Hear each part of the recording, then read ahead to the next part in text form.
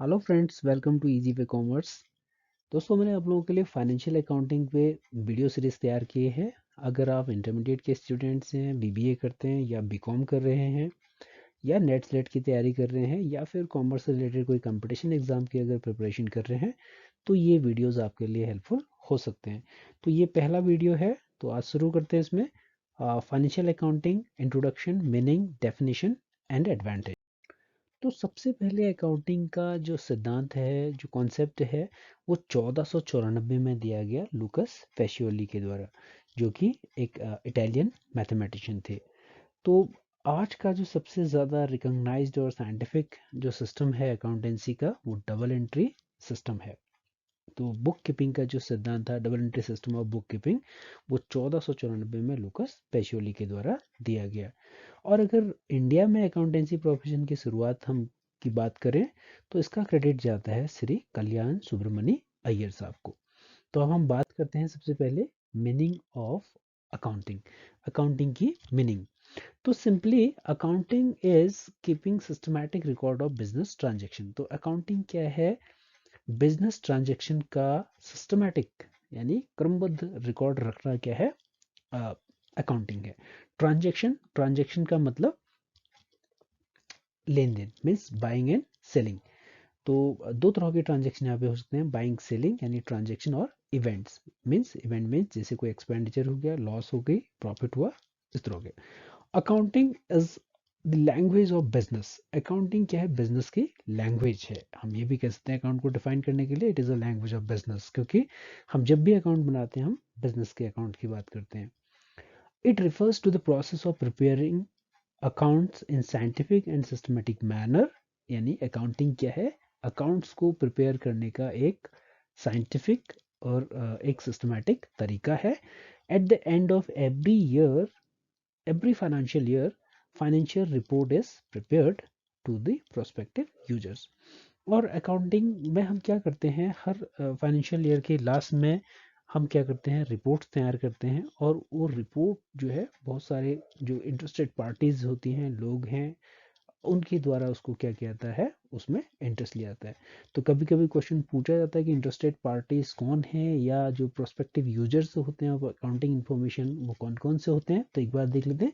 तो सबसे पहला तो भैया, जो इंटरेस्टेड पार्टी है वो प्रोप्राइटर इटसेल्फ, यानी कि जो बिजनेस का ओनर है, वो खुद ये जानना चाहेगा eight the end of the financial year, वो जानना चाहेगा कि मेरे बिजनेस के द्वारा मुझे कितना प्रॉफिट हुआ, कितना लॉस हुआ, मेरी फाइनेंशियल पोजीशन क्या है, मुझे कितने लोगों से पैसे लेना है, यानी मेरे डेटर्स क्या हैं, मेरे क्रेडिटर्स क्या हैं। तो सबसे इंटरेस्टेड पार्टीज तो भैया अनडाउटली प्रोप्राइटर हो गया, ओनर ऑफ द बिजनेस।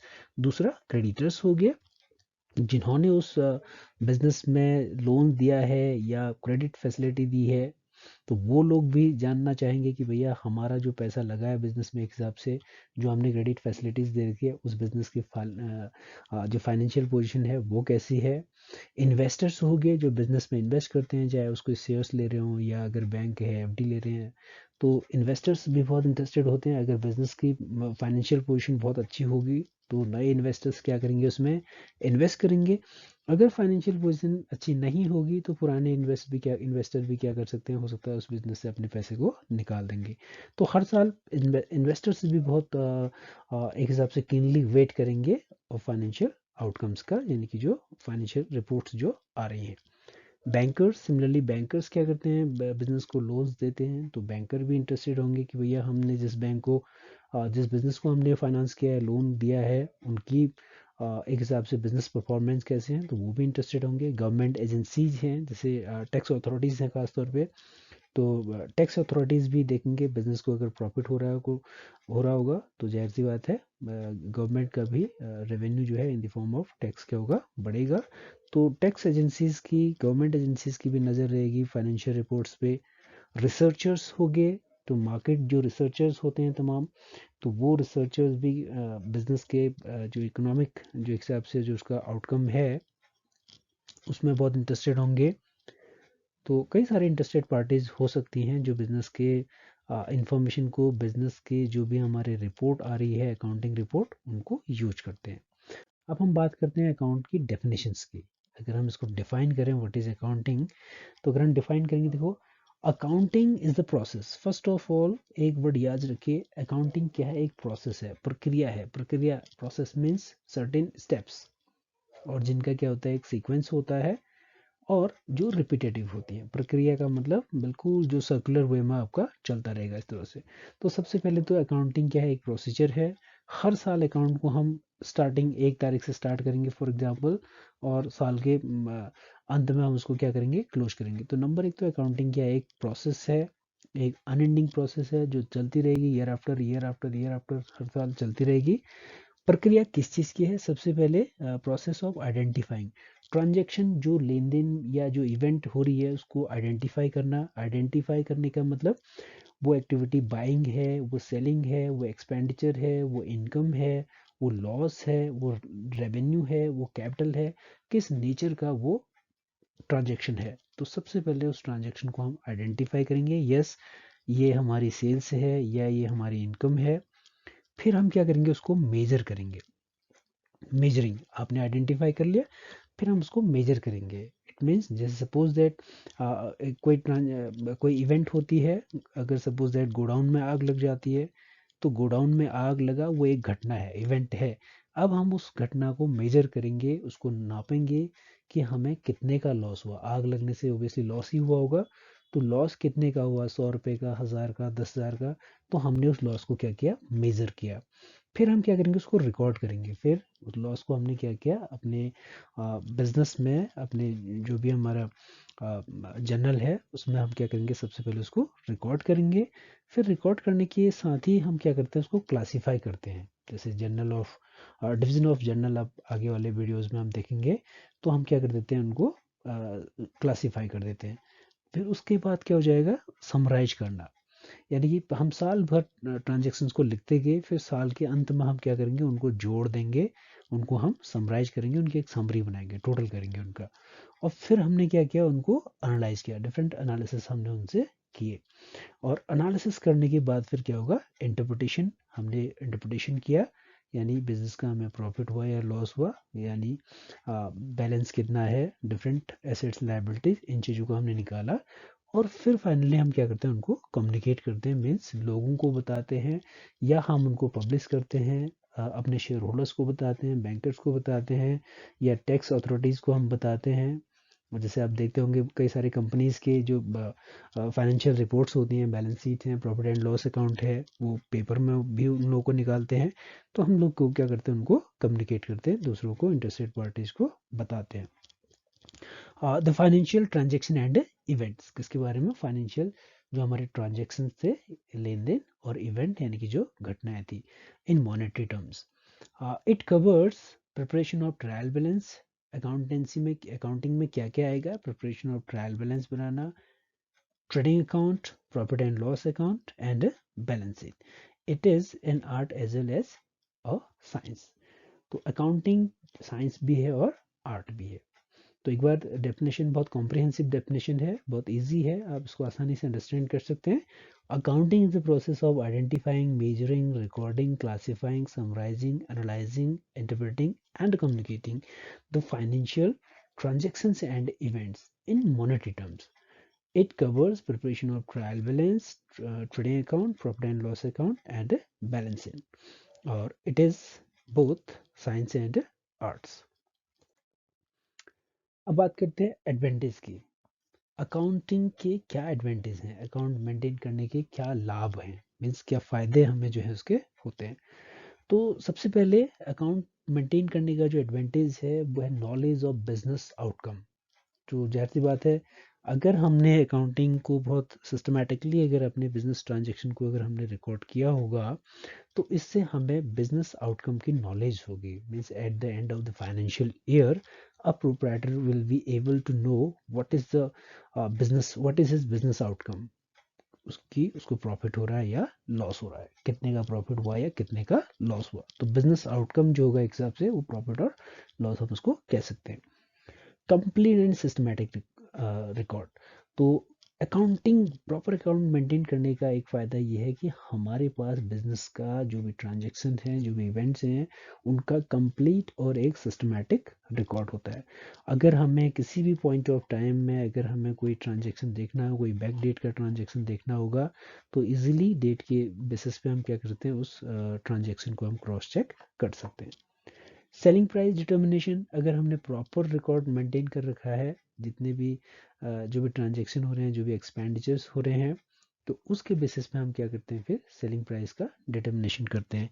खासतौर पे अगर हम कोई मैन्युफैक्चरिंग बिजनेस है, किसी चीज़ को मैन्युफैक्चर करते हैं, तो मैन्युफैक्चरिंग करने के लिए आपको कई सारे एक्सपेंडिचर करने होते हैं। रॉ मटेरियल हो गया, वेजेस हो गया, कई तरह के आपके जो हैं ओवरहेड्स होंगे, तो डिफरेंट आपने एक्सपेंडिचर को किया, और अगर उनको सिस्टमेटिकली हमने नोट किया, फिर हम उसको टोटल करेंगे, जो भी हम प्रोडक्ट जितना भी हमने बनाया, तो उस बेसिस पे हम कहेंगे कि भैया एक इसको बनाने की कीमत इतनी आती है। तो सेलिंग प्राइस को डिटरमाइन करने के लिए भी कंप्लीट और सिस्टमेटिक अकाउंटिंग रिकॉर्ड को मेंटेन, अकाउंटिंग रिकॉर्ड कंपलसरी है।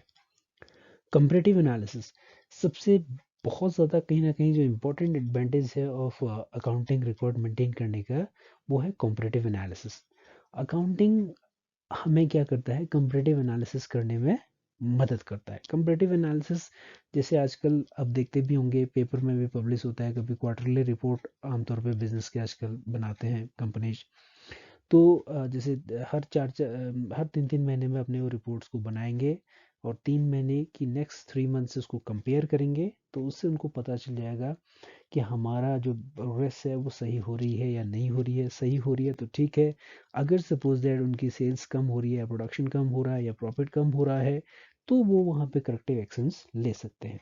तो इसलिए अकाउंटिंग क्या करता है, कंपैरेटिव एनालिसिस करने में हेल्पफुल होता है। यानी कि सिंपली चलो, अगर आप क्वार्टरली नहीं बना रहे, एनुअली भी बना रहे हैं, तो लास्ट ईयर हमारा बिजनेस का प्रॉफिट एंड लॉस कितना था, बैलेंस शीट की स्थिति क्या थी, और इस साल की बैलेंस शीट की स्थिति क्या है, तो हम कंपेयर कर सकते हैं। अगर सही डायरेक्शन में जा रहा है तब तो ठीक है, अगर सपोज दैट वेरिएंसेस अगर फेवर में नहीं है, तो वहाँ पे करेक्टिव एक्शंस जो है लेने की आवश्यकता होती है।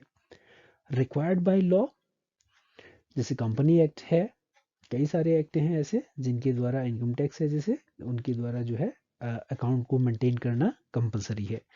तो ये लीगल रिक्वायरमेंट भी है कि आपको अपने अकाउंट को प्रॉपरली मेंटेन करना होगा।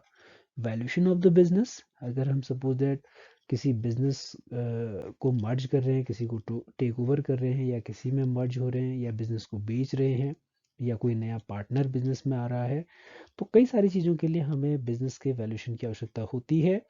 और कहीं ना कहीं अकाउंटिंग, अगर हम प्रॉपर अकाउंटिंग रिकॉर्ड मेंटेन कर रहे हैं, तो इसका मतलब हम अपने बिजनेस की वैल्यूएशन भी क्या कर रहे हैं, करते हुए जा रहे हैं। तो बिजनेस के वैल्यूएशन में बहुत हेल्पफुल होता है प्रॉपर अकाउंटिंग रिकॉर्ड, जो है हमारे बिजनेस के वैल्यूएशन को आसान करता है।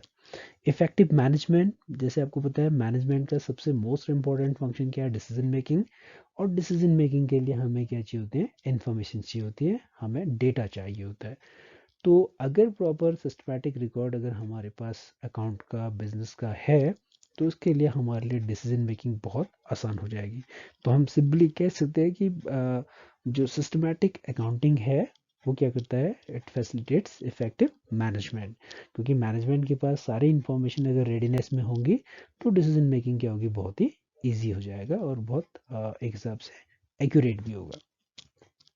हेल्पफुल इन रेजिंग लोन्स, अगर सपोज दैट हमें अपने बिजनेस को ग्रो करने के लिए, अगर सपोज दैट हमें फंड की रिक्वायरमेंट है, तो उसके लिए अगर हम बैंक से लोन ले रहे हैं, या अगर हम फाइनेंशियल इंस्टीट्यूशन से लोन ले रहे हैं, या मार्केट से लोन ले रहे हैं, तो लोन देने से पहले भी, जिससे भी हम, जो भी एजेंसी से हम लोन ले रहे होंगे, तो जाहिर सी बात है वो भी हमसे ये कहेंगे कि आप अपने अकाउंटिंग रिकॉर्ड दिखाइए। उस बेसिस पे वो जज करेंगे कि इनका टर्नओवर कितना है, इनका प्रॉफिट कितना होता है, इनकी सेल्स कितनी होती है।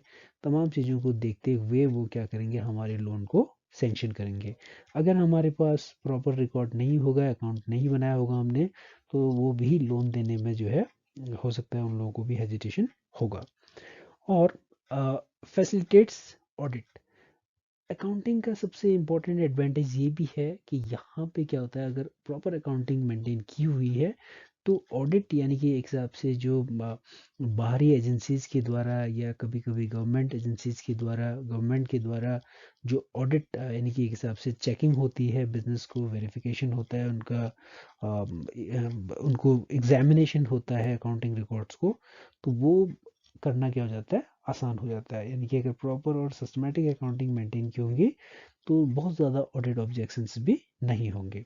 और जो कि ऑडिट करना क्या है, किसी भी बिजनेस के लिए ऑडिट करना क्या है, कंपलसरी है। अगर वो बिजनेस ऑर्गेनाइजेशन अगर रिक्वायर्ड बाय लॉ की कैटेगरी में अगर आता है तो उनको अपने बुक्स को ऑडिट करना कंपलसरी है। तो प्रॉपर अकाउंटिंग जो है ऑडिटिंग को भी फैसिलिटेट करता है।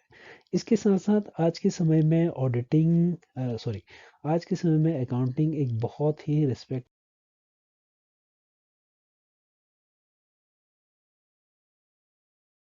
और एक अच्छा जो है प्रोफेशन भी है। तो अगर वीडियो अच्छा लगे तो लाइक कीजिएगा। Thanks for watching.